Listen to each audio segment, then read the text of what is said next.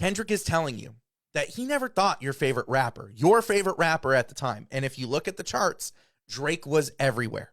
You couldn't go into a record store. You couldn't go to AMC 30 in Sterling Heights, Michigan. You couldn't get in your car without hearing a Drake song. He was arguably one of the biggest rappers on the planet off of a mixtape.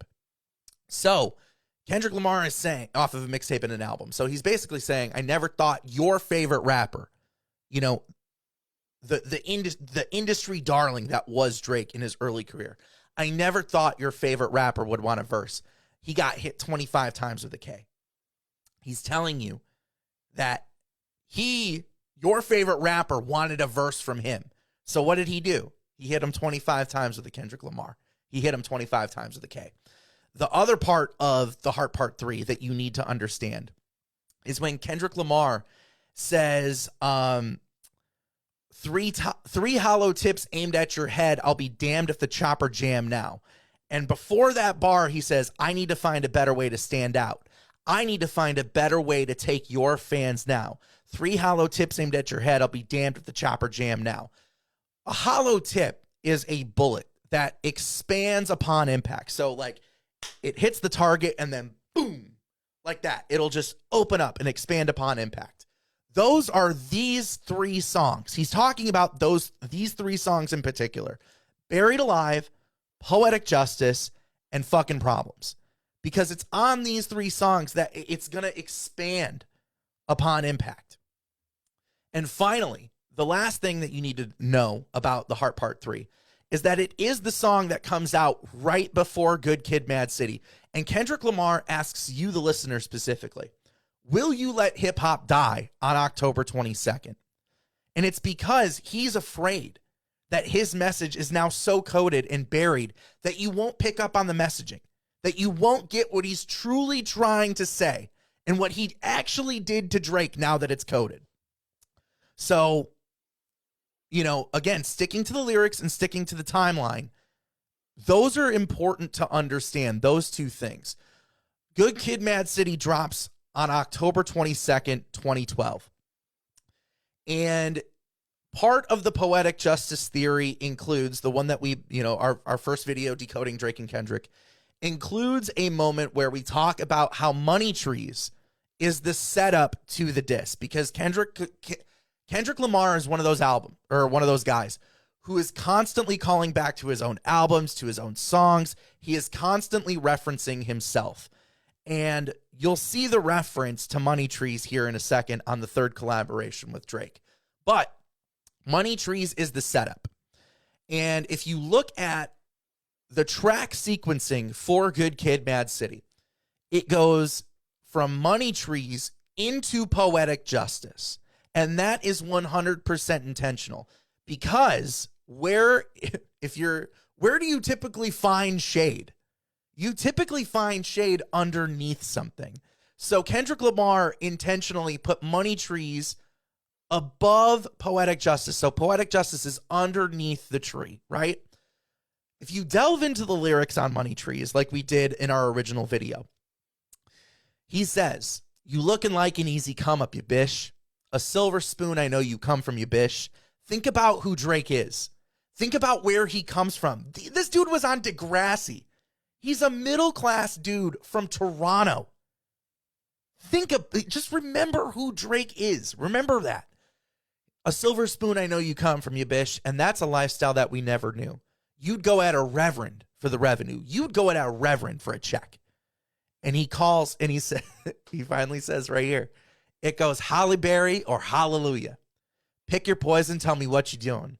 Everyone is going to respect the shooter. Everyone is going to respect the industry. But the one in front of the gun lives forever. The artist lives forever. And I've been hustling all day, this way, that way, through canals and alleyways, just to say that Money Trees is the perfect place for shade. And that's just how I feel. How he feels is Poetic Justice, because the song Poetic Justice is not just a Drake diss. It is a perfectly penned and coded letter to not only his community of Compton, but to hip hop, to black culture. It is, and it's a love letter dedicated to them and dedicated to you. And that's why, you know, if you look at Poetic Justice, as we highlight in our first decoding video, we tell you that it is Kendrick Lamar speaking through Drake, and he gets Drake to say, I could never right my wrongs unless I write them down for real, PS. We also talk about on the decoding part 2 that we made after the beef, we tell you that Pusha T makes a specific reference when he was dissing Drake on his song Infrared. How can you right your wrongs when you don't even write your songs? That is very intentional because Pusha T knows about poetic justice. So, coming back to Drake's verse on Poetic Justice, he says, I can never right my wrongs unless I write them down for real. And it should be noted that at one point in the verse, Drake goes, I was trying to put you on game, put you on a plane, take you and your mama to the motherland. I can't recall Drake taking a trip to Africa post Poetic Justice and putting someone on a plane and taking him with him to Africa after, you know, the Poetic Justice song was released. But Kendrick Lamar, it should be noted that Kendrick Lamar takes a trip, a very public trip to Africa in 2015. Again, actions speak louder than words, and we stick to the lyrics and we stick to the timeline on everything, right? Those are the 2 rules in this household. It's also on Poetic Justice where you get this third verse from Kendrick Lamar that is so incredible. The line in particular that I want to draw your attention to is right here towards the end. He says, read slow and you'll find gold mines in these lines. Sincerely yours truly, and right before you go blind, P.S. It's not sincerely me and Aubrey Graham.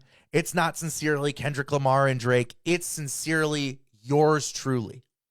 He wrote this song in particular. And right before you figure it out, right before it dawns on you, the reason why he did it, that P.S. is not postscript. That P.S. is shorthand for Pac Shakur. And when you truly think about Kendrick Lamar and his connection to Tupac's music and how vocal he is on that, and what a staunch listener to Tupac that he is, an advocate for people going to listen to his music and talking about openly the impact that Tupac's music has had on his life. He would never, ever allow Drake on a song dedicated to Tupac's favorite film that he did and dedicated to Tupac Shakur unless it was getting him to say something on Wax Forever that he can't take back. That would be poetic justice. That would be what it is. And the chorus itself is a message to you. You can get it. You can get it. You can get it. You can get it. And I know just what you want. Poetic justice. Put it in a song. We go over all of that in our first decoding video that we made over 5 years ago. Again, I'm condensing 12 hours worth of content, so bear with me. Okay, moving on. The final collaboration between Drake and Kendrick Lamar happens on A$AP Rocky's album, Fucking Problems. I have done breakdowns on Drake's verse and how there's some very questionable lines there. Again, going off the working theory that Kendrick Lamar